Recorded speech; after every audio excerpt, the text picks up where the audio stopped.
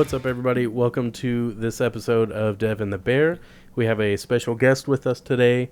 We have a national Muay Thai champion, 2018 Team USA IFMA athlete, the man, the myth, the legend, none of the above, Jeremy Milbourn with us from Heritage Muay Thai. Say hello. Hello. How's everyone doing today? We're all right. How are you? How you been, man? I've been good, but we're watching my fights, and this is 2 fights in a row that I've lost that we're watching. So I'm in a good mood. Yeah. We've known Jeremy a really long time. I grew up with Jeremy. We had a lot of fun back in the day, sparring at parks and playgrounds, getting told by moms. Sparring. I'm doing air quotes right now. Sparring. You know what it is. Yeah. 4-ounce gloves. Having children's parents come up to us like, hey, do y'all mind taking that elsewhere? Like, oh no, we're working out, it's fine, it's just it's practice, we're practicing. Oh, that's cool, to take it over there, please. Do you remember that? Yes, ma'am. Yeah. Those were good times, man. Those were. I actually forgot about that until you just brought it up. Yep. I forgot we had 2 park sessions, or 3. We had 3 park sessions. We had a lot. We had those, and then we had the one. I mean, we had a lot, man. We had a lot. They were good times. Man, good times. I remember when you and Will went at it with the boxing gloves. Do you remember that? When was that? Which park was that? Was that the big open field with Arturo? Or was that the... I don't think it was that one. Or was it the other one where the mom told us to go away? It might have been that one. Okay. Because I just remember we had boxing gloves and you and Will went at it a little bit, and Will didn't look bad at first, and then he got caught, and we were like, oh, no. He kept his hands up for a good 20 seconds. Yeah.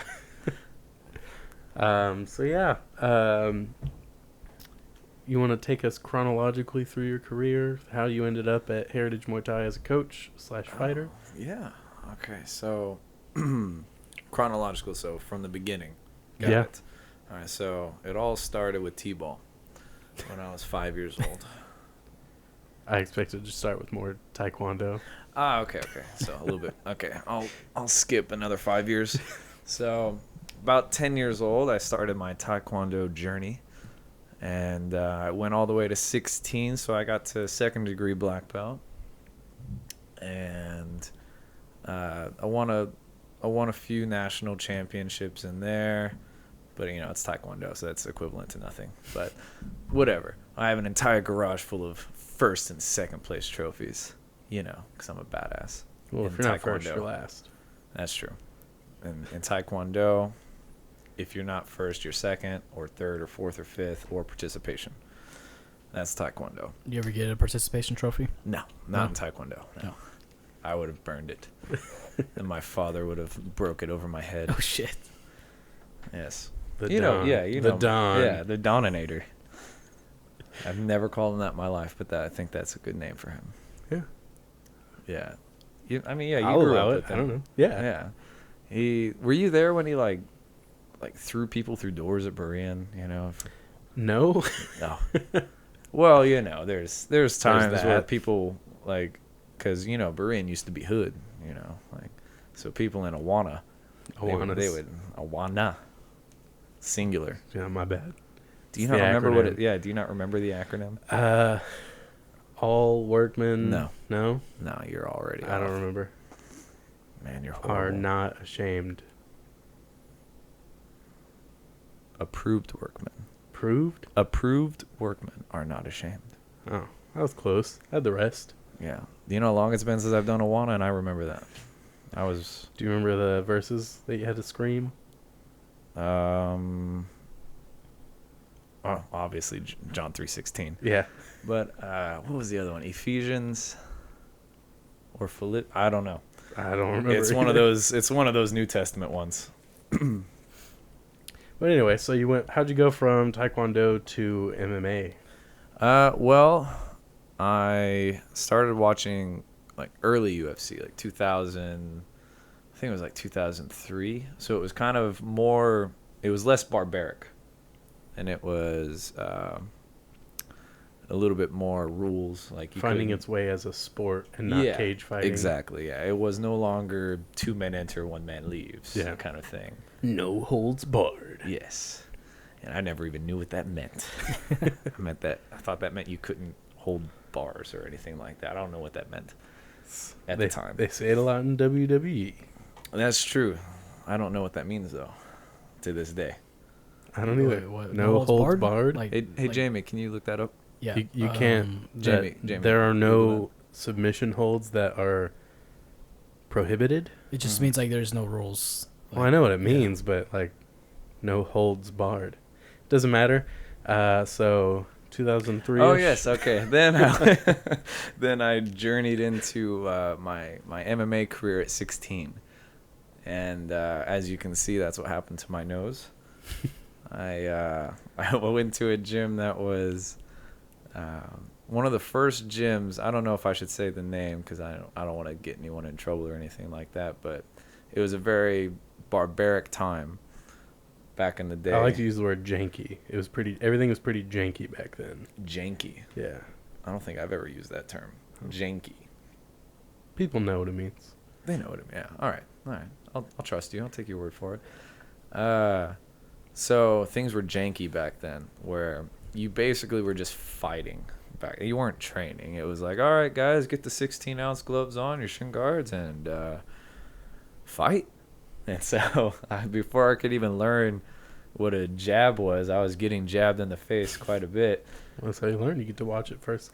Yeah. Best So I probably got 2 or 3 concussions at 16, just training, you know.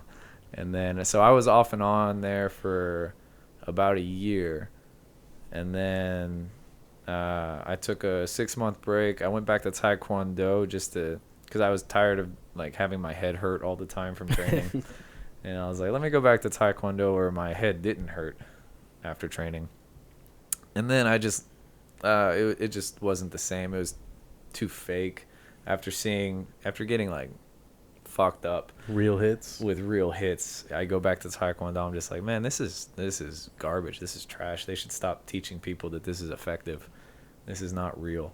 And so I went back there for another, like, probably another 6 months or so before I was just like, I can't do this anymore. My nose is, I have scar tissue on my nose. I was 17 at the time. Now I was like, I'm getting headaches all the time. I'm not learning anything. I'm just getting beat up. And then I took like I took like a 2-3 year break from just all fighting and focused on work. And at the time I was going through EMT school. I think you remember. I remember that. Yeah. So I was going through EMT school. I was working. I was doing a lot of things for my personal benefits, not so much training. And then I watched, and then UFC came to Houston, and it was, who was 136? I think it was, Is it Frankie Edgar? no. Velasquez. No, it was the middleweight division. I think it was Sonnen, Mm-hmm. and he doesn't fight anymore, but Sonnen and... Was that Bisping? No, it wasn't Bisping. Man, I can't remember. But they came to Houston, and so I went to the Houston Expo. And you went with me, right? Or no? You didn't go No, with but I know that's where you met Forrest Griffin. Yes. I remember that. And that's when, I went there, and it just sparked something back in. It sparked the fire back in. And so I had to look up gyms that were technical and didn't try to just beat your head off. And so that's when I found Team Took, and started training there for about 6 months. And I just wasn't liking jiu-jitsu the way they were doing it. There's nothing wrong with their jiu-jitsu. I just didn't like how my joints were always hurting. It's just like, it's like people... I was so bad that people were just practicing their armbar submissions on me, so my elbows were always getting messed up. They fucking hit a go-go plots on you. I was like, what kind of shit is I was this? like, man, what do y'all? Can y'all help me defend it as opposed to just working on y'all's arm bars on me? And so that's when Irish, at the time he was called Irish, but y'all know him as Michael Corley, the owner of the gym I work at now. He just got back from living in Thailand and training and teaching in Thailand for, well, not really teaching, but more training. He was what do you call him? He worked at Fairtex as like when people come into the gym, he'll get you situated. Like he'll tell you where your room is. I don't know what the term is, but yeah, like a manager. He was kind of like a manager.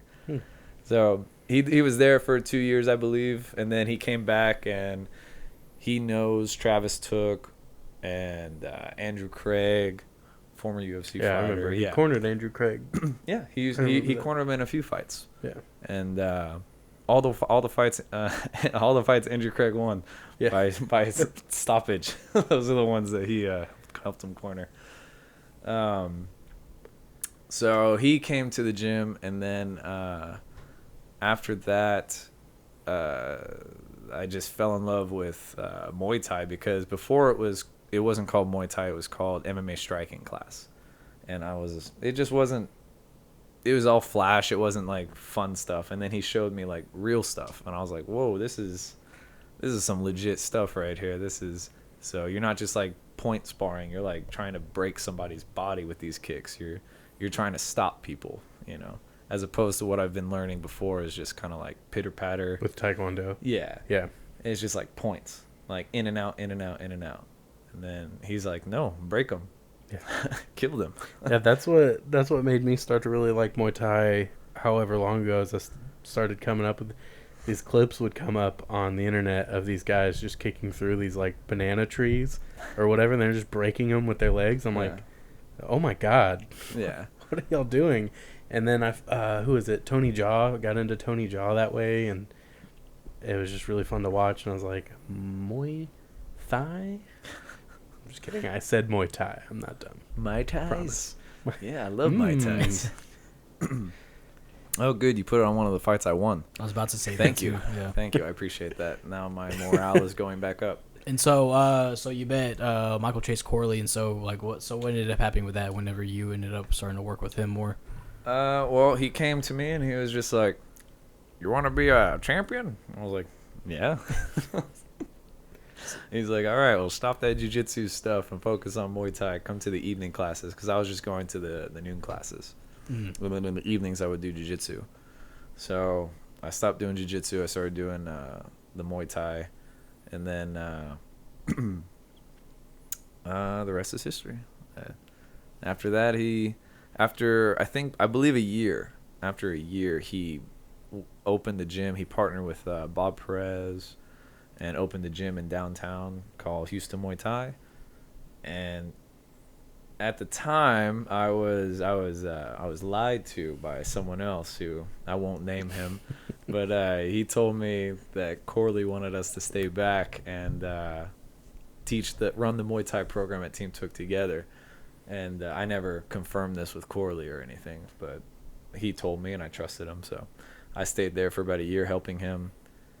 And then a lot of stuff happened. I won't get into it, but I left. And then I went to Corley and he's like, "It took you a year to come over to my gym?" And I was like, "What are you talking about? You told me to stay over there and help what's-his-face."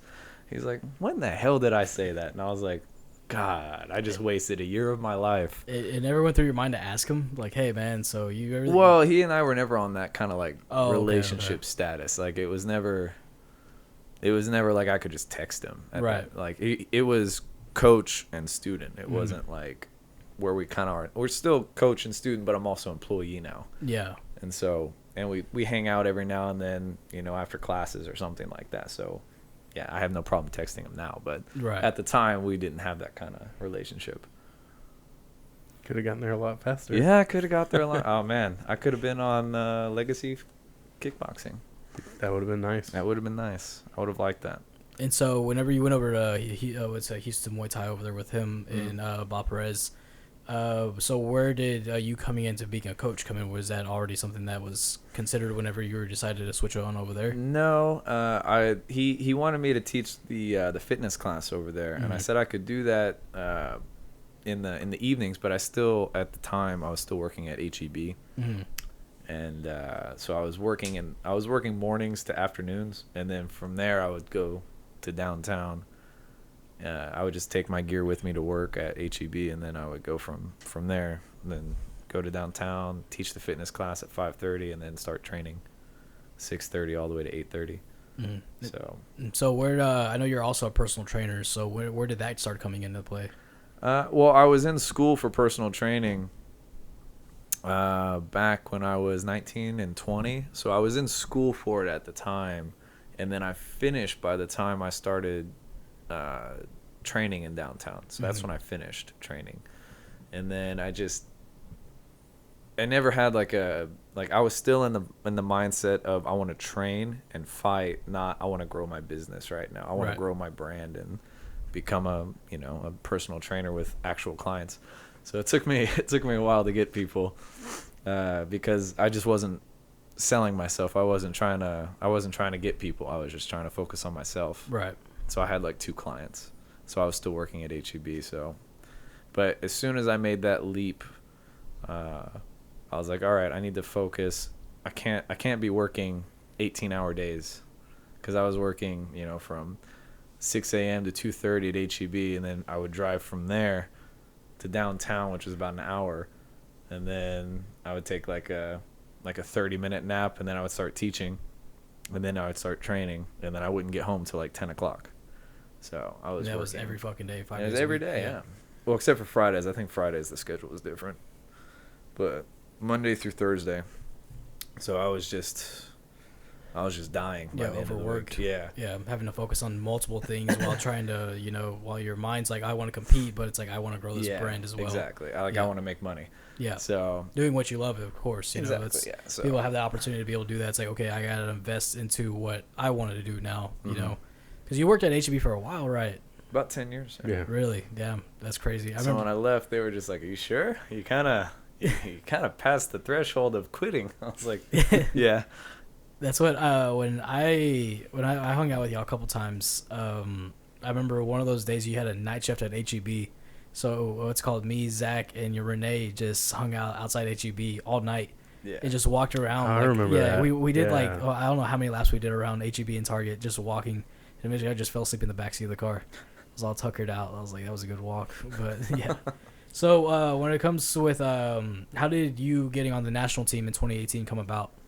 Well, I had to the IFMA team, so I had to win a national championship. Okay. Which is what I did the year before in 2017. Right.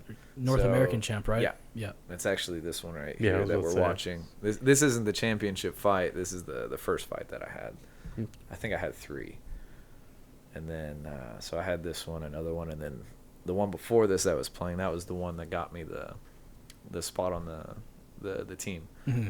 And then the next year it was in Mexico, Cancun, Mexico. So what a lot of people don't realize is just because you're on the team doesn't mean it's paid for. So I had to pay. That's what sucks about US. Mm-hmm. You're paying your way everywhere in Right. Muay Thai. So if you want to go somewhere, you got to pay for it. Other countries, they pay you to be on a national team. Right. And so also being able to work with your coach, with Corley, is it pretty cool knowing that okay, that guy's the president of the American Muay Thai Federation, he kind of understands the ins and outs. He's trained over in Thailand, so getting ready to go compete on a national team, was it really cool to work with somebody who has all these all these things on his resume pretty much? Yeah. So I felt very confident going in. Mm-hmm. I didn't feel I didn't feel scared. I didn't feel he was telling me these guys are they probably triple your amount of fights and experience, right? Maybe even quadruple. So just know that going in that you're gonna have to be first and you're gonna have to hurt them. You're not gonna play the game. It's not a 5-round 3-minute fight, where you're just kind of feeling each other out. It's a much quicker, faster pace. Yeah. So it's whoever basically sets the pace at the beginning, that's who the judges are pretty much going to give it to. Mm-hmm. So if you're kind of just chilling back trying to counter, you're not going to get the fight unless you're landing things that are hurting them, obviously. Right. Is that would you say with you know, like you said, whoever lands the first strike is usually, or does the damage first, is going to take the fight. Is that just more it's more so whoever's going to set the pace first. Okay. So like just because you come in doesn't mean you're going to set the pace. You could come in and walk into an elbow. Yeah. You know, so it's not so much. It's just whoever does the first effective thing. Right. That's usually who's going to get it. Pretty much establishes that dominance. Like, okay, like right there. So with like judging versus here, like is judging like U.S. Muay Thai judging, is it kind of different versus other countries as well? Because I know you fought in Canada before, right? Yeah, I've fought in Canada 3 times. I don't want to go over my Canadian record, but yeah, it's not good. But fucking Canadians. That's why I'm mad at all these Circle K's popping up. That's what all it is. these Yeah. Canadian gas stations popping up, and they're fucking mocking you. That's they what are. it is. They are. They put one right next to the gym too. Really? Yeah, it's quarter mile from the gym, and I go there almost every day. So they just know how to make me angry. Canada as a whole. Ugh. Anyway, what was the question? Sorry, I got so off on like Canada. when it comes to like, because you competed in the U.S., you competed in Canada, Mhm. and like you said also Mexico. So with U.S. judging when it comes to Muay Thai, because obviously I really don't know too much about that. Like, is the way they judge kind of different based on how the fight's going versus these other countries? These other countries tend to have a universal judging, Mm-hmm. whereas the U.S. is completely different. It's like every region of the U.S. has like a different organization. Yeah. It's And very frustrating. It's very frustrating. I mean, I'm sure it's like that in MMA too. I don't follow It MMA too is, much, but and yeah. it's very frustrating. And it's just so annoying that there's all these different commissions, and you'll go to a state where it's run by the state commission, and the referees are MMA referees who have no idea what Muay Thai is. Right. But they're the ones that have to ref it because they're the only ones that are certified to do it, and they have no idea what they're judging. Like, someone will land 5 body kicks, but the guy will catch everyone and sweep them, and they think the guy who is sweeping is the guy winning, but the guy landing the kicks are the one who's actually winning because he's doing the damage. Right. So they just don't understand scoring in Muay Thai. Mm-hmm. But it's getting better because we're trying to get the USMF. We're trying to get them like nationalized, where it's universal. Yeah. And Because state athletic every commissions state. fuck that up a lot. Like what we're talking about. I saw something about Muay Thai being recognized by the Olympics. Yeah. Yeah. It's possible. So right now we have to have a really strong performance in the World Games next year. Okay. For that to happen. So as long as the U.S. shows a strong performance, I think we will. Do you get to work with people who are going to be competing? There might be some Yeah. that are going to come in through because there's going to be like a training facility. But first, before they do that, they're going to have for the weight classes that are like deep waters that have a lot of people in it, they're going to have tournaments, and all the people that are in the like the top 10, top 5 are going to be in that tournament. Right. And so they're just trying to figure that out to narrow it down to like the number 1 and then like the backup, just in case the number 1 gets sick or injured or for some reason can't Right. perform. Because I know Daniel Cormier was a backup in the Olympics for wrestling. So what's it called? So and I guess I'm guessing Michael also probably has something to do with what's going on with the World Games. Oh yeah. Like with he's probably very, very involved in that. Yes. Yeah. Yeah, he's always doing Zoom meetings, like with the committees and everything like that, and so he's always working. He's always trying to grow the sport. He's always trying to make it better. Right. You know. It's really cool to be part of a gym where the head of the gym is such a big figure in Muay Thai. Yeah. It must make it easy to have the access to all that knowledge. If you ever need to know something, or you ever want to grow or go after something, have a goal in Muay Thai, you just You'll just have to put up with the like the eye roll and the sigh and like, why don't you already know this? Why do I have to explain this to you? Oh, we already get that actually. Yeah, you gotta that's what you gotta deal with that if you have a question for them. When you're trying to explain to 2 guys that are very unathletic how to do a skip step, and I'm like, I don't know what the fuck that is. I'm Obviously gonna fall. you never had a happy childhood, because You never skipped? Like, Nah, come on, man. when he told me that too, I was like, you're gonna make me like fucking like break down crying if you want to bring this up. Then you're not emotionally strong. You shouldn't be a fighter. So I know that y'all also work with people like Oliver Jimenez and Becca Irwin and stuff like that. Is it cool? So how long have you known them two?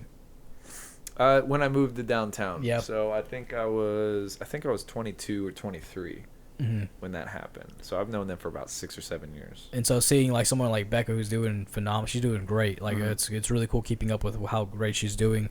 And Glory is seeing her with what she's done. Is it pretty cool to sit back and watch that? And do you work with her, or is that more Michael works with her? Well, no, he works with her like pad work and bag work drills, things like that. But when it comes to partner drilling, no, it's like me, Oliver. Sometimes her sister comes in, Rachel. She's also like every Irwin sister has won an A-class belt at TBA. So that's ridiculous. But it's ridiculous in the best way possible. Yes, they all look the exact same, and they all have the same tournament belt and almost the same weight class. So they're all like just identical. And so, like, being a part of her evolution, watching her do that, now that being on the coach's side, is that something special that you enjoy? Like, every single time you see it, it's like, damn, like, this is crazy. Like, what's that like? Yeah, I mean, it's just crazy to watch. You'll see them training in the gym.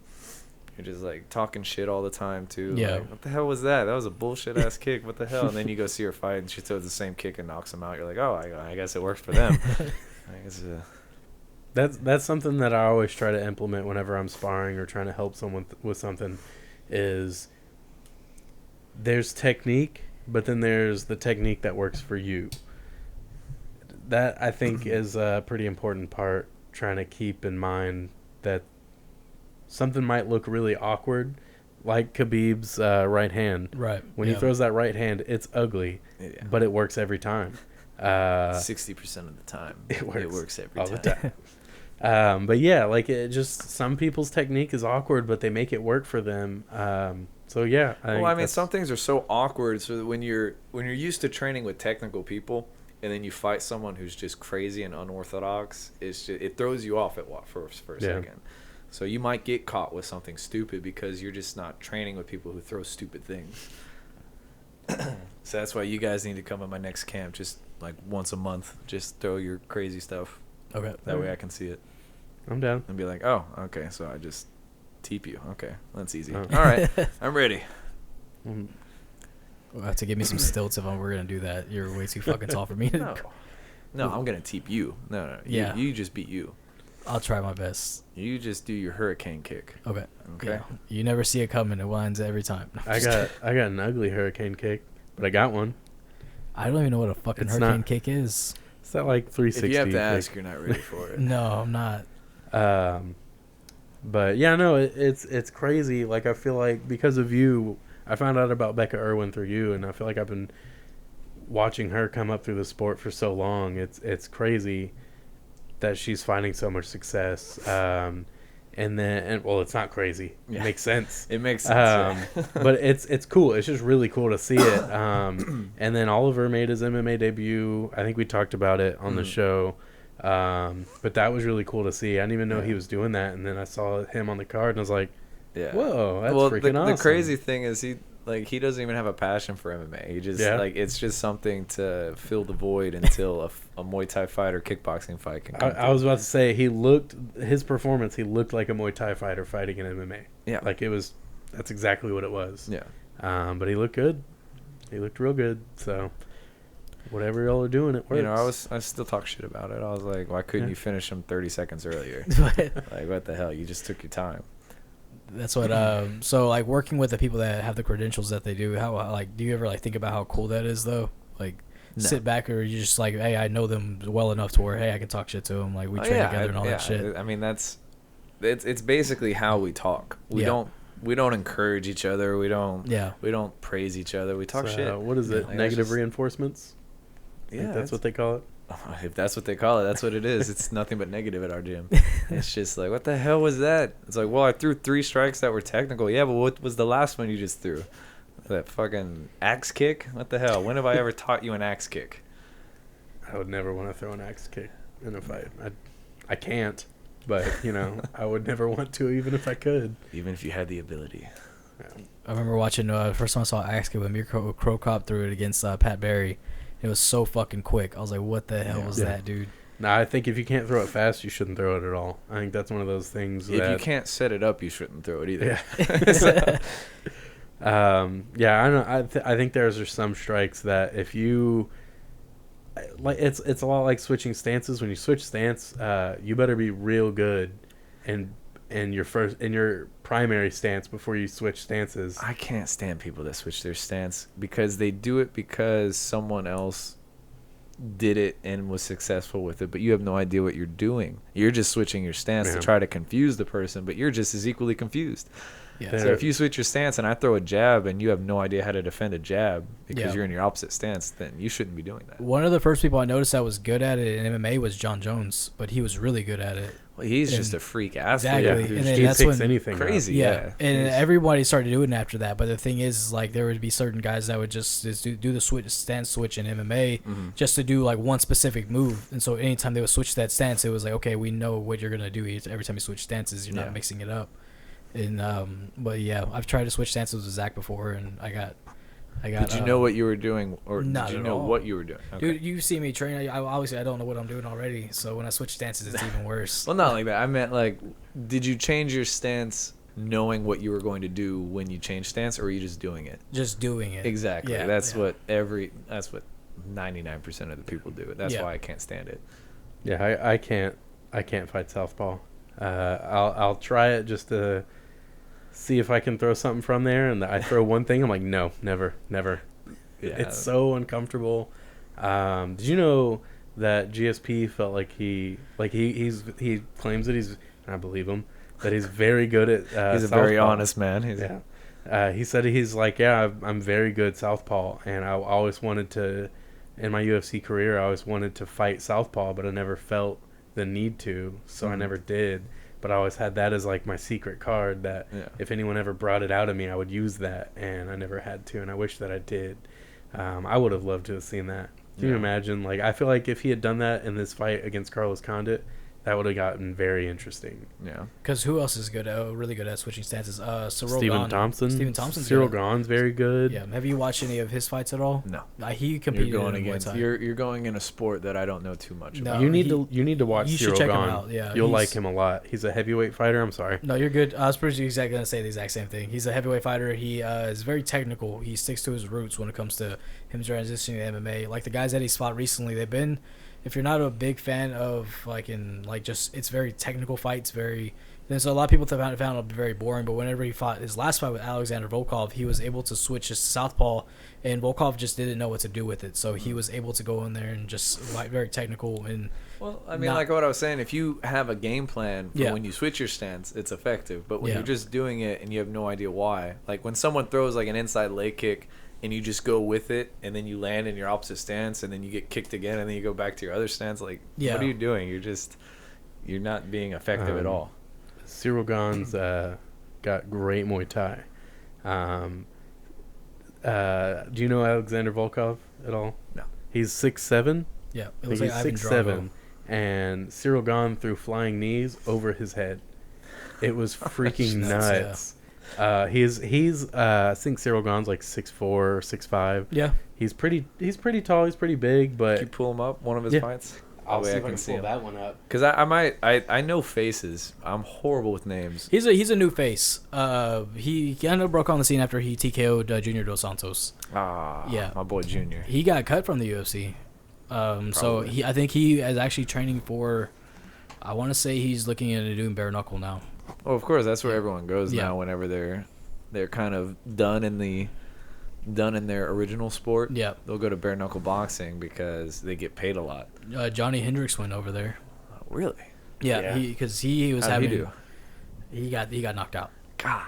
Yeah. This is like what we talk about when we talk about with Johnny Hendricks is after USADA came in and stricter drug testing came in, he didn't have that power that was sending Martin Kampmann across the fucking ring or like who was that, John Fitch, and he started missing weight a lot. He had a lot of weight issues, and then eventually went up to middleweight, and missed weight at middleweight, and then that was like Anthony Johnson. Like that man was missing weight, and then he's like, you know what? Fuck it, I'm a heavyweight. Yeah, I'm a heavyweight. He went started from welterweight and was like, this sucks. Yeah, he moves to heavyweight and fucking breaks Andrei Arlovsky's jaw. So I'm like, Jesus, man.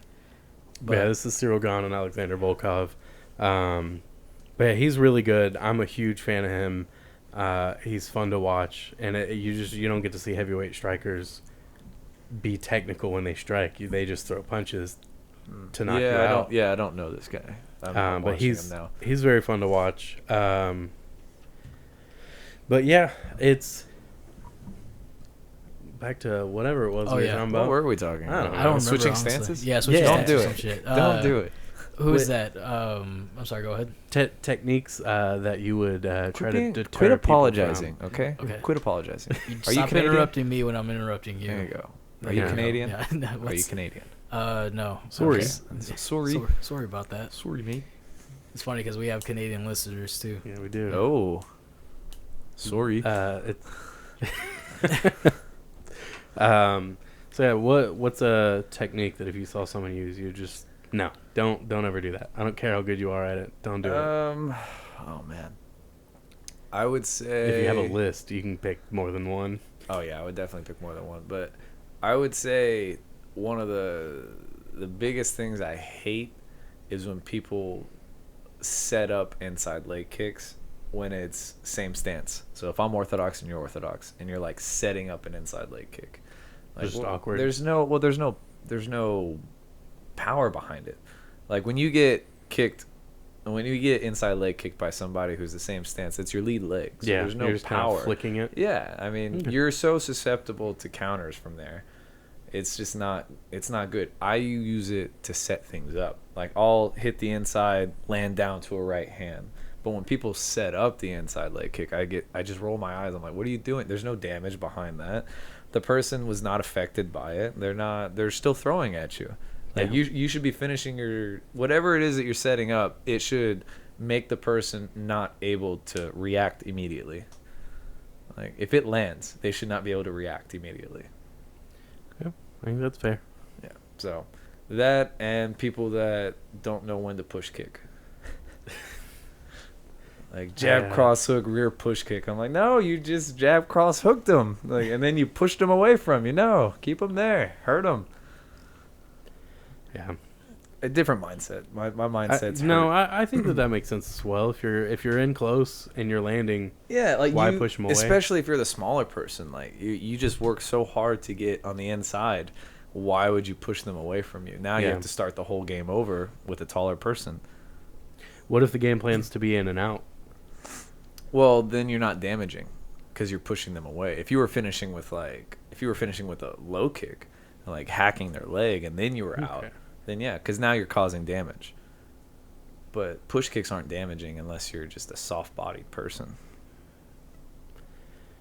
Why are you looking at me like that?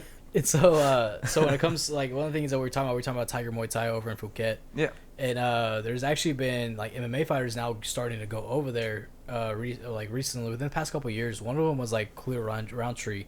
He fought Johnny Walker, is another guy that kind of came and hit the scene. And what's that? So he started training over there, and he came in and he put on a showcase against Eric Anders, excuse me. I always say Anders because I think of fucking Workaholics. Anders. Yeah, fucking Durs. And so he put a really good showcase on against Eric Anders. It's so funny. You should. It's pretty funny. Yeah, I think it's on Hulu. I don't know if they're still going or not. Though. I know that they're not doing the show anymore. I saw the first 2 seasons, and then by that time I moved out of my my parents' house. So by the second season, so I didn't have Comedy Central anymore, so I stopped watching it. So I have no idea where they went. I think they did a couple more, and that was it. I know they had an episode that what's called You Can't Watch at All anymore because it has Chris D'Elia on it. Yeah, in the show he plays. So you know who Chris D'Elia is? Comedian. He got caught grooming underage girls and stuff, and In the show, he plays a pedophile, and so they had to completely get rid of that show. Oh, I know that. Okay, They had to I know, get rid of that yeah, episode. yeah, Like, yeah. if you go to like ComedyCentral.com, anywhere, I mean, you could probably find it on YouTube. 'Cause Shit, people, that was such a hilarious video or Yeah. episode though. yeah, like, and then you find out it was real, and it's like, oh shit, yeah, no, this isn't. Damn, fucking that's funny why he was anymore. such a good actor because Yeah, he wasn't acting. he was a method actor. That's what it was. Oh And, man. so what's that? But so he had a really good fight against Eric Anders, clear round sheet, and so. But there's also guys like Pettori Yan who trains over there. Israel Adesanya trains there. Dan Hooker, Okay. and I think that's actually really cool that these guys are like, no, if like I want to get better, I have to get a better foundation. I have to get a much better base, and so they're going to like well-established places like that to go and do so. Mhm. You know, I just thought that was interesting. And so you said that you've been to Thailand a couple times, and so what were you doing whenever you had gone over there? Oh, the first time I was vacationing, I was in party mode. Oh, really? That's why I was in Phuket. That's where you go to party. You got beaches everywhere. You got bars everywhere. It's a crazy place to go. But the second time I went, I was in Bangkok. I was north of Bangkok, not like in the downtown area. So I was like very north in a small town. The name of the gym is Kait Puntip. I can't spell it for you right now. I have to go. I have them on Instagram. I can pull them up for you. But yeah, that's where I went. I was supposed to go there for about 8 weeks, but I had to leave after 5 because I got injured. Someone did something stupid. They caught my kick, and then in training, they caught my kick and threw like a spinning back kick to my knee, and then my knee buckled, and then it rolled, and I was just in my bed for a week, and Jesus. I was like, I couldn't do anything, so I went to the doctor. They were like, no, nothing's torn, nothing's broke, nothing's anything. You're just like, they hyper extended your knee, and so you're not gonna be able to use it for probably a couple more weeks. And I was like, shit. Well, and I was very, very mad too because I went up there to train and fight 2 or 3 times, and I didn't get to. So that's something we talked about recently with sparring etiquette, training etiquette. Yeah, it was very stupid. Yeah, it was. That's not something you do in Muay Thai. You're supposed to be able to spar any size person with no shin guards, and you should not hurt anyone. Right. But people think like boxing sparring is the only way to spar in any sport. But if you sparred like boxers do in Muay Thai, you'd be getting broken ribs from point knees. Like when you train, you don't point knee, you slap knee. You use your thigh or the side, like right here. Like you don't throw head kicks, you don't throw snap kicks to the face. It's just etiquette. Yeah, right. You don't head hunt. If someone's rocked, you go lighter, or you try to clinch with them and be like, hey, work through this. Lightly clinch. Yeah, that's something I always try to work with. If I see that somebody can't do it, then I don't bother. But I try to work with like, okay, let's spar, let's go real light, let's just make contact and get out of there. Don't land the strike. Just kind of let them know the strike would have landed. Yeah. So we'll go without gloves. You still want to? Oh, okay, with no gloves. Yeah, okay. No gloves. Let me see what kind of self-control you have. Let me see how aware you are of what your body can do, and if you're not aware, I'm like, okay, never mind.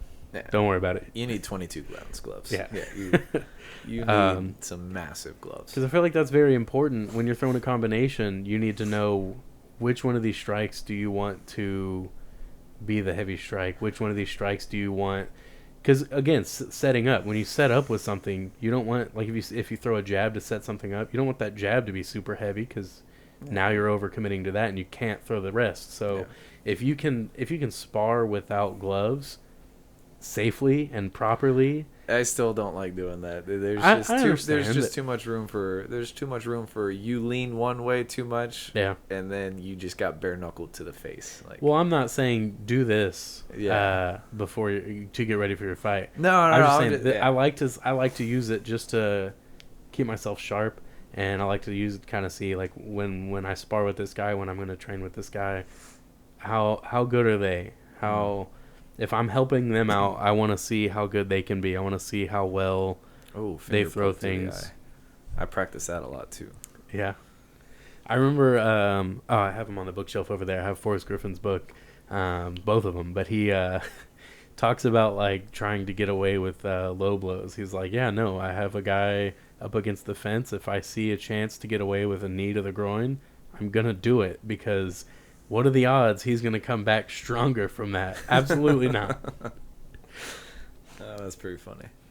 Yeah, that's what, because we used to just just shadow spar, honestly, just shadow box. Or like once we started coming and taking private classes with you, we started like just like getting comfortable with throwing kicks, like private, like working on our footwork and our stances and stuff. And I think one time I threw I switched stances and threw the kick. And I threw the switch kick. Come on, man, you gotta remember these names. I wanted to say switch kick, but I was like, I feel like I'm gonna fuck it up, so I don't want to say it. And so it's where you switch your stance and you throw your kick with the leg that was in front, but now it's behind. Now it's behind. It's just almost like you switched it, but you know, like a kick, but you switched the feet. But so I threw the switch 30 kick. 30 seconds later, let's go. Yeah. This is Cyril Gahn's finish of Junior Dos Santos. Oh. And I don't want to watch that. Junior was my boy, man. You see him get elbowed in the head? The back of the head, yeah. I saw it's behind the ear. I mean, he was turning away, but still. So it's legal. Still Even if it was the back of that, it's legal. So I went for the switch kick, and when I threw it, he fucking checked it, and that's right there when I was like, anytime we throw kicks, I need to put on shin guards. Fuck that. That was terrible. I left right after, and I sat in my car for 10 minutes because I was in so much fucking pain. He half pulled out of his parking spot and then sat there. And I look out the window, and he's still there, but like half pulled out. I was fucking hurting, and then so that night it was like I had like a lump on it. I had a hematoma on it, and I was like, "Did you flatten it?" What's that? You gotta flatten those. Oh, you are? Yeah, you're supposed to flatten those. I probably should have texted you then. Hey, what am I supposed to do? It's a bitch. But you gotta use your thumbs to flatten that. You don't want it to harden as a bubble. Really? Yeah. So it's flat now. We're good. If I push on it, still hurts a little bit. Yeah. And that happens. Yeah. And what the fuck, dude? I was like, man, that was terrible. And Zach texted me. He was like, you good? And when I was outside, I was like, I don't know if I want to throw up or shit. Like, I'm in so much fucking pain right now. And but yeah, just doing that shit. I remember like I went home and I saw the lump and I was like, well, at least it's not bruised. And I fucking poked it. And like I screamed. I was like, what the fuck was that? Yeah. And then like I was like, dude, that was terrible. And I told Zach, I was like, I don't know how they just all the time, you just get it checked and you just walk right through that shit. That reminds me about not knowing if you're gonna shit or throw up. You remember when me and Will were in the doing the park sparring? Mm-hmm. He kicked me in the balls. Yeah, I was on the ground for like 5 minutes. Yeah. And y'all were just like, come on. I'm like, shut the fuck up. I don't have a cup on. I wasn't expecting this man to like flail kick my junk 100% power. I don't know why, but I remember he was wearing like a muscle shirt. Right? Yes. Yeah. Yes. And basketball shorts. No, basketball shorts, I think. Baggy shorts. It must have been like really okay. Yeah. He was hood. I remember that. Yeah, he was hood. But God, as soon as you said that, I was like, I know that feeling. Yeah, I was like, I was on the ground in the fetal position. I didn't know if I was gonna shit my pants or like throw up or both. I remember one time the second time we went, that's like it was like I think the day before that or the week before that. That's what it was. He had checked one of my kicks, and you're like, "That was a good check, Zach." And all in my head, I'm like, "Man, fuck both of y'all." Like that, that hurt. I felt that through the fucking shin guard. But it was like, man, and I told Zach, I don't know how they do it, and he's like, they just got to condition your shins, man. You got to get used to it. Gotta get that pulling. I mean, like the first time you punch a heavy bag, your wrist and knuckles probably hurt, right? So it's just conditioning.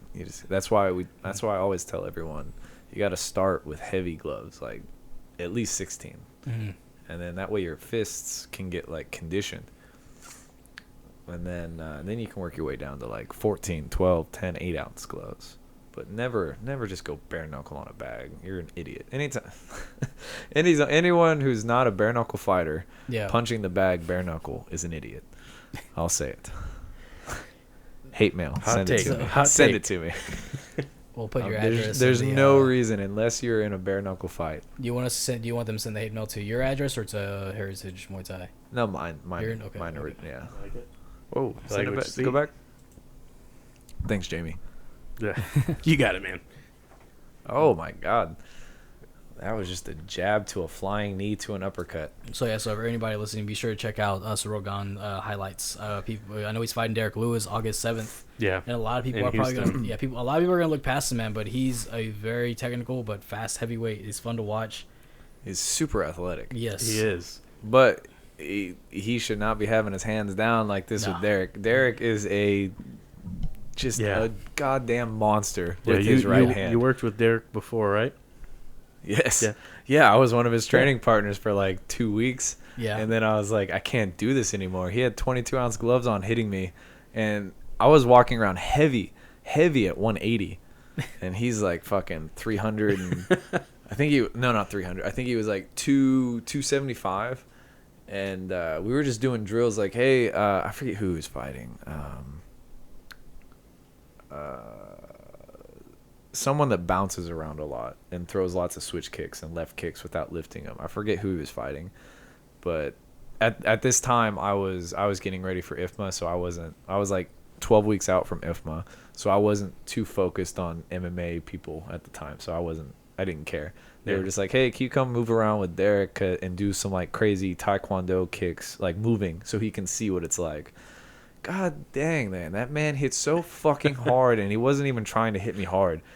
I get it, he's twice my weight, but at the same time, he had 22-ounce gloves and I had 22-ounce. Well, That's 44 ounces of gloves between my skull and his fist, and I still felt everything. I'll say this to put something into perspective. I remember when you were in MMA, and I remember you had a fight against what weight class did you fight in MMA? 55. 155. So Let's that's not call it a lightweight. fight. It was a smoker.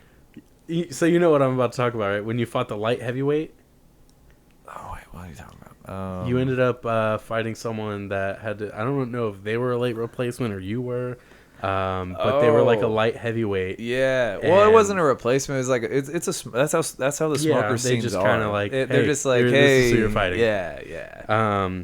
So yeah, I remember you. Just so you said people at that. home know, this wasn't a sanctioned fight. Yeah. It's what's called a smoker.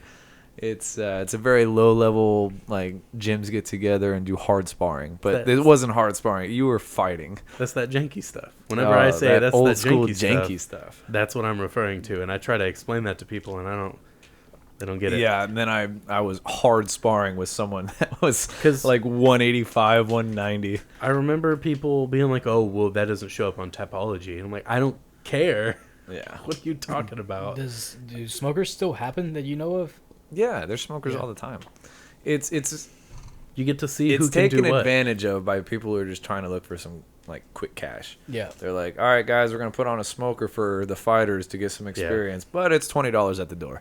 Yeah. So yeah, But yeah, I remember you were getting hit by him and taunting his hits. So you know what? No, I don't remember. You were saying He must have hit me hard. Well, I remember you were saying that you were getting hit by him, and every time he would, like, it was on the ground, and you're like, every time he would come back up from the strike, I would just like, hey, man, you hit like a girl, or whatever it was. I don't remember. I had to have said bitch, not girl. Yeah, I just don't like to curse. Oh, I'm sorry. God, I don't sorry. care. But yeah, so to put it in perspective, Jeremy can take a hit. Derek Sometimes. Lewis just hits hard. Sometimes I can take a hit. Not all the times. Just don't go YouTube some of my fights. Was Lauren Murphy over there whenever you were working at Main Street Muay Thai? Not when I was at Main Street. No, I think that's more recent. She works. She works with Bob specifically. I just don't know if she trains at Main Street for everything. I think she does like jiu-jitsu or somewhere else, or wrestling somewhere else, and then she goes to Bob for her striking. She's got a title fight coming up now with Valentina Shevchenko. Ooh, It's a scary one. yeah, she's a scary woman. Yes, she Yeah. is. I've trained with her too. What was that like? It's hot and scary at the same time. It's like as she's beating you up, you're just like, She's so fast. Yeah. She is very fast. She's so freaking fast. Yeah. It's crazy. Her and her sister, because Yeah. her and her sister would back when we were Houston Muay Thai in downtown. Corley knows them very well from Muay Thai, from when she was a Muay Thai fighter, and so he brought her down to get work with like me, Oliver, Joseph, and not Becca at the time, because Becca was really young at the time and she wasn't developed, so they didn't want to like have, I think she was like 15 at the time, so they didn't want some 15-year-old getting hit by Valentina. Yeah. So like now she's good. Now Good she call. can do it. Yeah. But back then, no. So yeah, I worked with her a lot, and then there was this one time where She's like, after we did our sparring, she'd be like, can I drill on you? And I was like, yeah, you can. Yeah, sure. Go right ahead. And she was just doing like single leg to double leg to single leg. I was like, keep going. Yeah, you're good. You say Still got 2 minutes left. Go ahead. Men. Yeah. And so, because I know she travels all over to train, all over the U.S., right? Like she goes to different parts. Yeah. Yeah. Yeah, she's everywhere. I think that's really cool how her and her coach and her sister do that. They travel all over the world to train specifically in one type of martial art from this type of from this coach. Yeah, they have like a badass van and they just drive everywhere. Yeah. Even though she's like Wildly rich now. Stupid money now. She's got like sponsors from like, what is it?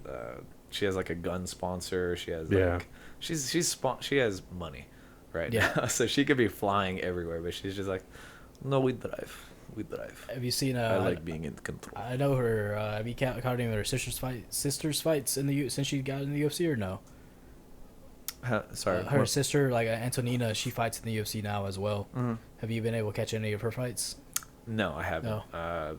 I just don't really follow too much with that. Yeah. I know you're really big into Muay Thai and all that. Also, like that's mainly what you watch, like when you watch combat sports. Yeah, and so unfortunately, it's the Thailand's locked down again. So so there are no fights right now. So we had a few, like really the only thing you can watch right now that's Muay Thai. It's not stadium fights. You can watch one championship. Yeah. But the judging is different. Like the scoring is different. It's getting more. What do you call it? Commercial be the right word. Y'all know Max Muay Thai? Mm-mm. It's more. Okay, Max Muay Thai is like 3-round fights. You go. It's not five. Like stadium fights are 5 minute, like 5 3-minute. Goddamn, 5 3-minute rounds. Sorry, and then like it's just like kind of.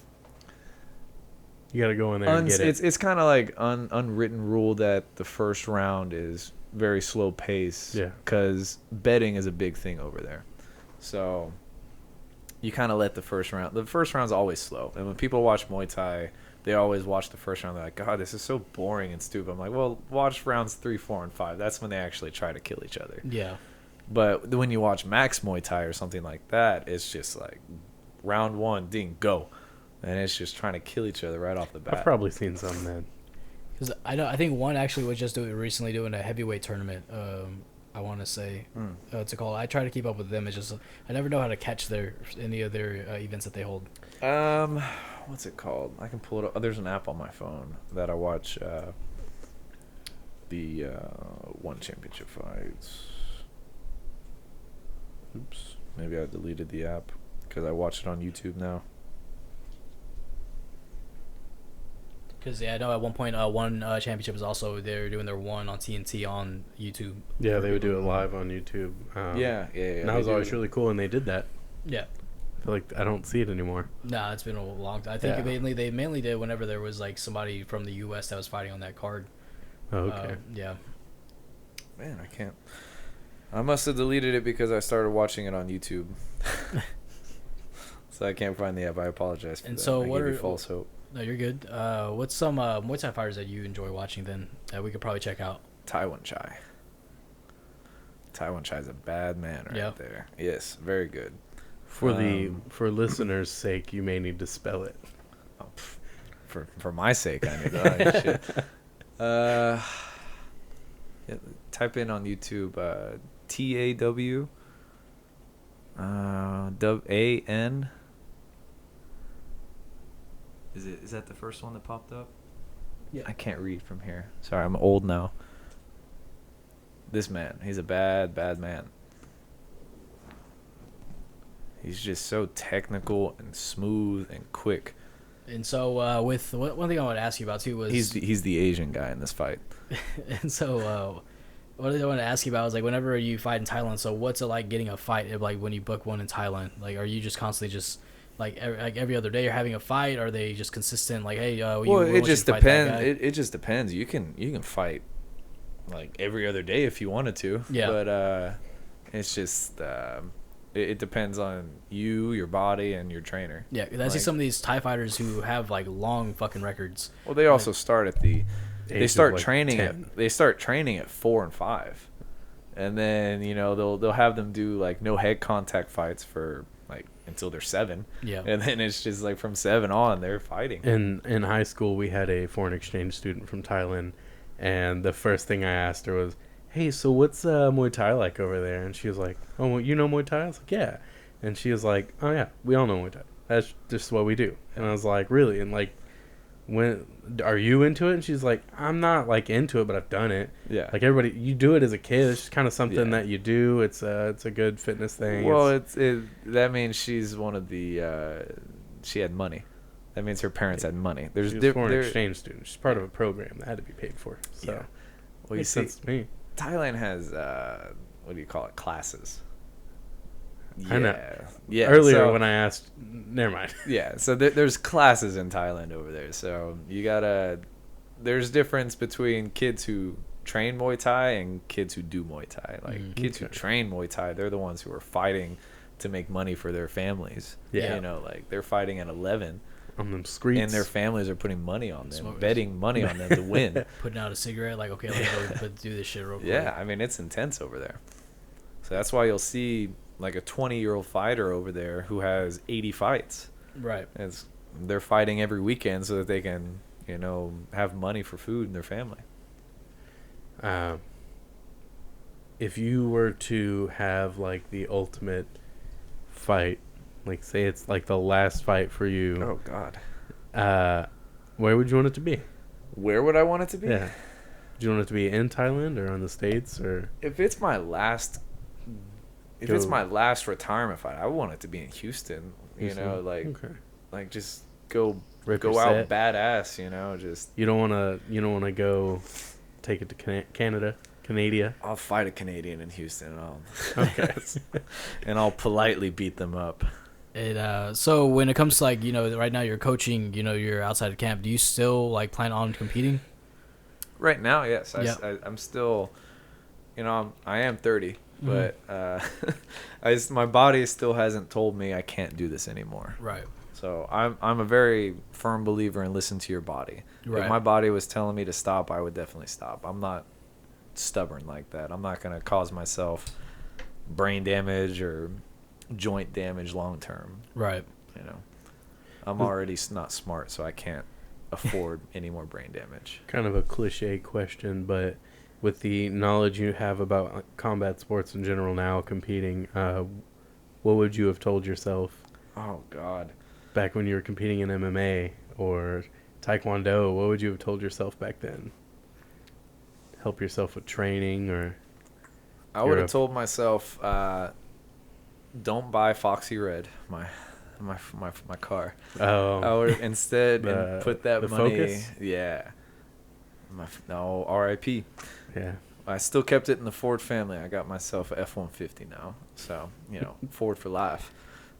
But no, I would tell myself to go to Thailand and live there and train there. I would have sold everything I had and gone there for a couple of years, you know.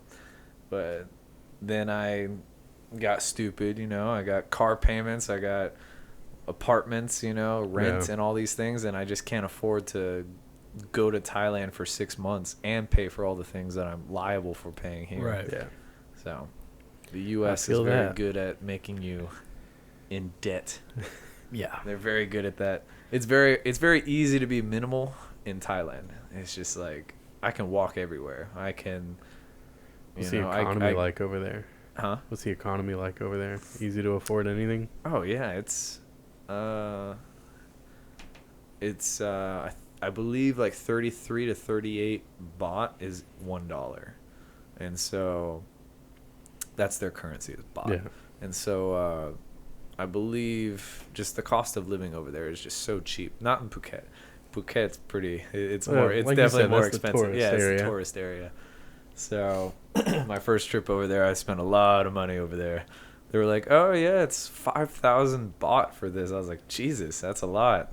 And then I mean, it's like what I think it was like $300, and that was for we did like island hopping, snorkeling, stuff like that. But like, yeah, you wouldn't have paid $300 for that in the States. You would have paid like probably like 500 to 1,000. to do that somewhere in the States. Yeah. So, but Phuket is very, very more expensive. It's much more expensive. Much more expensive. Much more expensive. Not very. Yeah. Sorry. Sorry. Brain damage. CT. It's very, very much more expensive in Phuket than it is in like Bangkok. So, one thing I did want to ask you also is like, what was your thoughts on the whole McGregor situation going on with his leg? I'm not sure if you caught that fight because I know you don't really watch MMA. Oh, I caught the fight. I was I was so mad because I bet two people $20 each that McGregor would win. Oh, you fucked up, man. Yeah, I fucked up. But I mean, I would have gladly paid them if it was like a clear stoppage or Like a just like yeah. like 3 rounds of just Dustin beating the shit out of him every round. I would have been like, all right, yeah, I lost. But the man, like, he stunned him and then he got stunned and it was like a competitive fight and he was slamming low kicks. Well, two of the judges scored a 10-8 for Dustin. Well, I don't know why they did that. He never. I would have called it. It was pretty stupid. I would have called it 10-9. Yeah. Connor was throwing too many elbows from the bottom. I don't think it was fair. He was doing too much damage. Yeah. To be a 10-8. Yeah. 10-8 is when you're like shelled up and you're just taking damage. And the guy's whole just time. beating you. Yeah, that's a 10-8. So I think it's wild that 10-7s have ever happened. There was a 10-7? Yeah. Jesus. I think it's wild. I think that was just poor judging. When the hell did that happen? Not often. What fight? Give me Max Holloway versus Calvin Kattar was a 10-7. That was a 10-7? Yeah, the fourth round was a 10-7. Was it Max Holloway just destroying him? He was fucking that dude up. Yes, yeah, but I think I know. Was that the one where he was just teeing off on him, like throwing hooks to the body? He started doing that Roy Jones Jr. Yeah. like he was. Shit. Yeah, I remember that fight. I think that's a 10-8. I don't remember it being a 10-7. Yeah, they scored that fourth round at 10-7. I would say that's a 10-8. 10-7.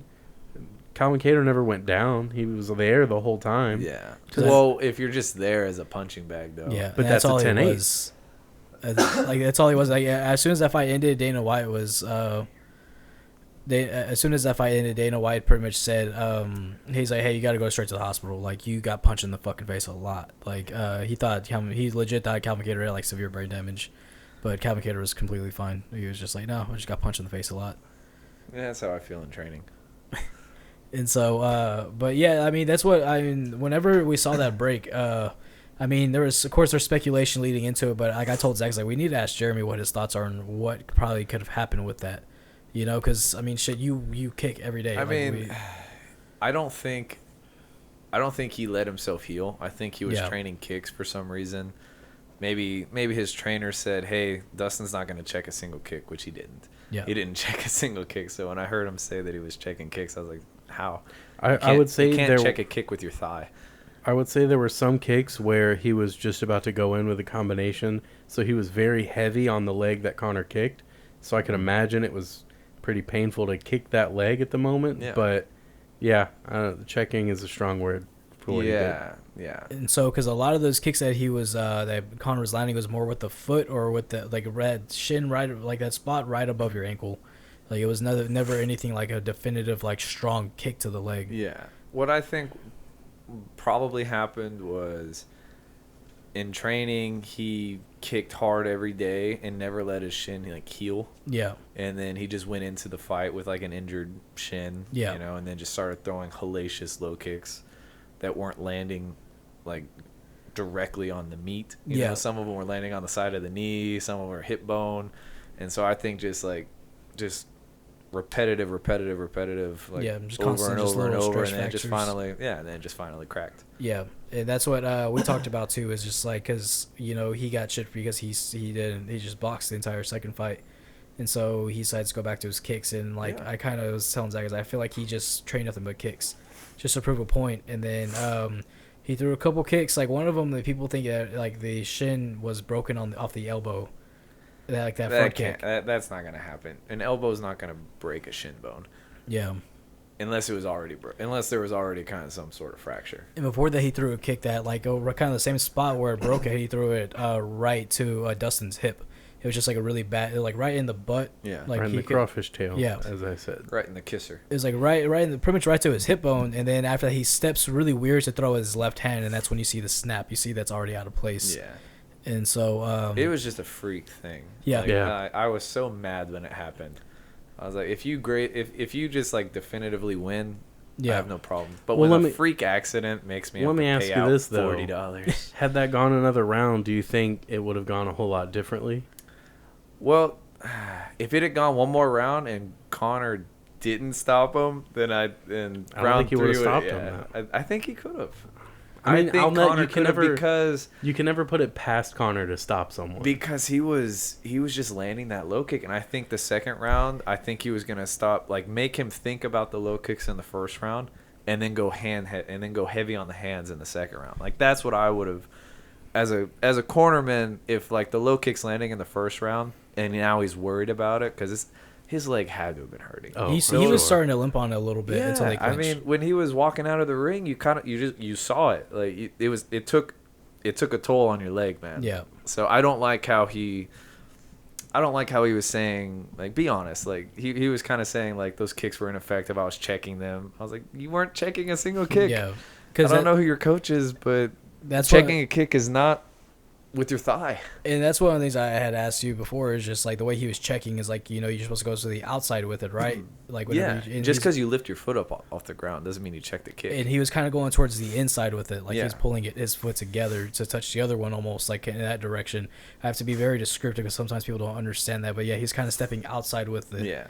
And it's like I don't really see how that's a check, The only way you can check a kick is with your shin. So if your shin is not blocking his shin, Right. then It's it's not not a a check. You're taking the steam off of it.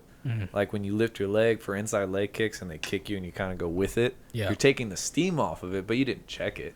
You're still eating that kick. Right. So how about a fourth fight? If they have a fourth fight, Oh, how do you man. think that goes? I I don't don't know. think Connor beats Dustin. I don't think it happens. I think Dustin has his number now. I always think of Connor as like a Derek Lewis. You can never count that man out. Yeah, and I really wouldn't- don't think you can ever count him out. I wouldn't. If he went in there and got a left hand knockout, I wouldn't be surprised. Yeah. It's what he does. It's what he Yes. built himself off of. Exactly. So I wouldn't be surprised. I just the way Dustin approached this fight, I think it's exactly how he should have. He went for the takedown early. He landed really heavy elbows. I can't believe none of them opened up Connor, but they didn't. But I think that's exactly how that fight goes every single time. Though. Well, he didn't cut him open because he wasn't hitting him with The point. the point of his elbow. He was hitting him more like he just with landed the so many. forearm though. elbow. So it's more like blunt as opposed to He didn't sharp. even have any bruises after the fight. The next day he was in the hospital. The only thing that was bleeding was his ear because he has cauliflower ear. Yeah. And I was like, damn, how's he not? He has no marks on his face. I was surprised to see that because he was taking some heavy shots from the bottom. Yeah. It's sad. Yeah. I So miss we'll come to a close here. But something that we like to do is celebrity fights. If you could pick a celebrity to fight, any celebrity, dead or alive, who would you pick? Oh, that I would fight. Yeah. Oh man. Oh, I thought you were gonna do like celebrity fight showdown. Imagine. Nah. Yeah. Who would you fight Oh man. for whatever reason you choose? I don't know. Give me a second. I think one of mine that when we had our friend Caleb on was Steven Seagal. I would fight Steven Seagal. I said Mark Wahlberg. You would fight Mark Wahlberg. He'd fucking Marky kill me. Mark. Why? Yeah. I feel like it'd be a good fight. I feel like that man throws down. He's Massachusetts boy, get down, dude. Chris Patino, fucking check that guy out. He's fucking Rocky, real life Rocky. Jesus, Marky Mark. Who else is trained in Massachusetts? Rob Font, fucking Calvin Cater, Let's guess. New England Cartel. Let's see. Who would I want to fight? Man, that's a good question. I don't know. Celebrity. Give me a second.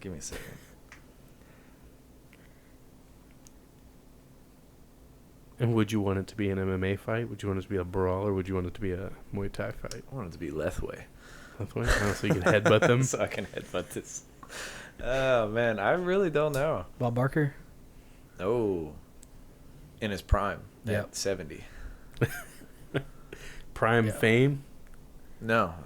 He beat the shit out of Happy Adam Gilmore? Sandler.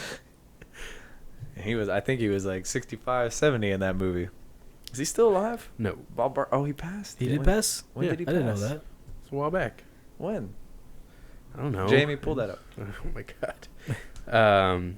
So is that who you would go with, Bob Barker? Who's a celebrity you dislike? See, I don't want to get political. 'Cause there's a Go lot. ahead. Go ahead. You There's a don't lot have to that give I a hate. reason. Just say who. I don't know. Let's Bob see. Barker is still alive. I That's what I knew it. thought, I yeah. told you, Oh, it's asshole. Don't you ever 97. break my heart like that, ever. Oh, no, tell you that. $1, Bob. $1. The price is wrong. bitch. 101. Man, you can't just like pull a question out of your hat like that. I've never on seen me, someone man. have to debate this long on who they would fight. Yeah. Usually It's it's just I just- have so much hate in my heart towards everyone. Well, It should be easier then. Give us the top three. See, now you just widened it more. Oh, my God. Man, it's a tough question, man. I can't just. There's no one that I just definitively hate more than the other. Maybe. Name drop. You name drop, and I'll pick with the best matchup of the names you drop. Let's see here. Who ruined? I think Kathleen Kennedy, because she ruined Star Wars. Okay. I can agree to that. Equal opportunity here. Equal rights. Good. No, I got really mad at her for ruining Star Wars and You like making the, it like politically correct, and I'm like, it doesn't matter. It's Star Wars. Just let it Star be Wars Star has Wars. never been held down by the restrictions of earthly, social This is a galactic. rules. Exactly. thing. Okay. Exactly. Do you even know what galactic means, Kathleen? I don't. I just know it means more than Earth. Oh, Right. and before we go, did you want to plug like your social medias, your gym, like Well, your no, friends? We'll get there. We'll get there. Well, We'll get you there. said one last question. I didn't Yeah, know and where he we were hasn't going. answered it yet. He said Kathleen Kennedy. Kathleen Kennedy. That's for sure it. That's Lethway it. fight her All right, you would for what Lethway she fighter. did. If you, to we've Star talked Wars, about yes. Lethway on here. If you haven't looked up at Lethway, do it. It's entertaining to say at the least. It's basically bare knuckle boxing and Muay Thai with headbutts. Yeah, And there's no real rounds. It's like you just go. I think there are like a select few people who are real good at the headbutt. I think for the most part, a lot of guys don't mess with it too much, but there are some. They are all about it. Yeah. Dave LeDuc is for sure one of them. No, he's also banned in countries now. Yeah, Why? He had some sort of. it was like a rant. He was ranting about something, and now he's banned from the whole country of Thailand. Holy shit. Yeah. So if he were to try to go there, he'd be arrested. So that's pretty funny. I'm gonna look into that. Yeah, look into that because Yeah. I don't really know anything about it too much either. I just know he said something very offensive about the country. I think maybe the sport of Muay Thai and like a specific fighter. I know for sure he talked poorly on Muay Thai. Yeah, he was talking And like Muay how Thai it was fighters in less. general. Yeah, he was saying how Muay Thai is like less than Lethway. It's like fighters are scared Yeah, and something along those lines. And then he talked mess about the country, and then that's when the Thai government was like, you know what, hey, come over here. Yeah, you're gonna be in prison. but yeah. So, is there anything you wanna plug? Talk about some fights you got coming up. You want to talk about get your gym name out there, Heritage Muay Thai. Yeah, Heritage Muay Thai. If you're looking to train your striking, we have the best in Texas. At least Texas. I can vouch for that. Yeah. This man can vouch for it. I've knocked out one of his friends In a park. in a park in front of strangers. Who were just on bikes watching. Yeah, they were just watching. They just And then walked by. he gave constructive criticism to the guy who was unconscious. You should really have your hands up there. When your hands are down, he's gonna hit you. I'd be like, oh, thank you, yeah. Oh man, that was a good time right there. That was the I don't birth. think we covered that in the. I think we covered that. I think we talked about that fight before the podcast started. Yeah, we did. So I'm fine talking about it if you want. I'm Real glad, quick. I'm glad we brought it back up. It was the birth of the albino rhino. Oh, albino rhino. That only lasted one fight.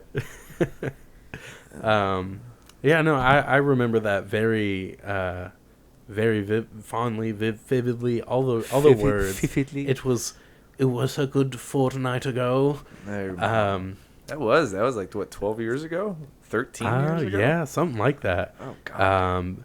basically, if we were to give it a couple of rounds, what had happened was you were going back and forth in the stand-up, and then he got a pretty good takedown. It was a very solid takedown. That was immediately immediately reversed. Yes. And you started bettering your position, and then it was stop. There's something on the ground. It hurt my knee. There's a stick or a rock or something. Picked some random thing up off the ground and then tossed it. That was it. We're good. I was in mount. I was like, what? No. I was in mount. I was like, hell no, you weren't. You were mounted. And so we had to go about that. And eventually I was like, okay.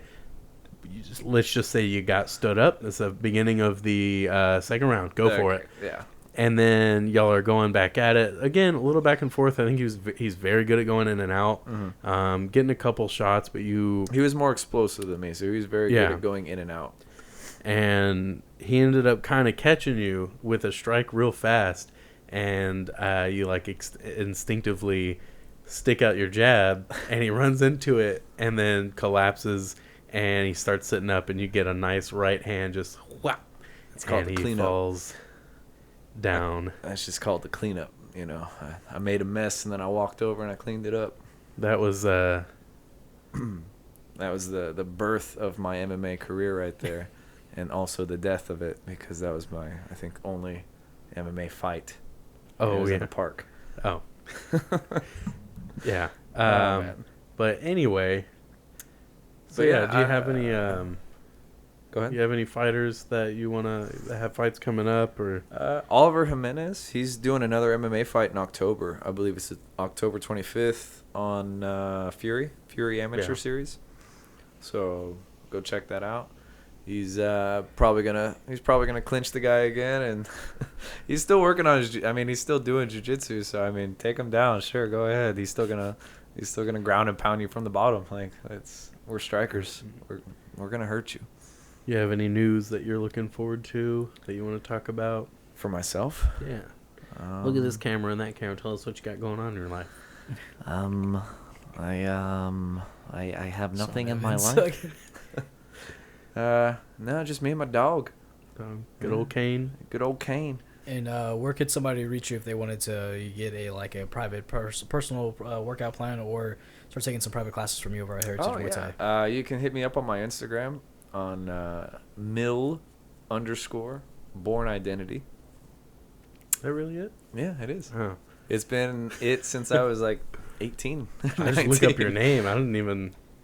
Whenever I made my Instagram, I think I might have been maybe 19, 20. It's been that name for a while. Nice. Yeah.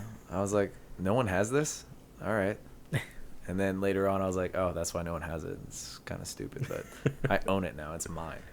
You know you can change that if you wanted to, right? If I wanted to, but I still like it. Because I was really a big fan of the Bourne trilogy. Series, yeah. Jesus Christ, that's Jason Bourne. Yes. But I was a big fan of the movie, so I was a big fan of the name. Yeah, Heritage Muay Thai, check it out. Oliver Jimenez, look him up. Jeremy Milbourn, look him up. Hit him up. Just don't look up that one fight. Thanks, guys.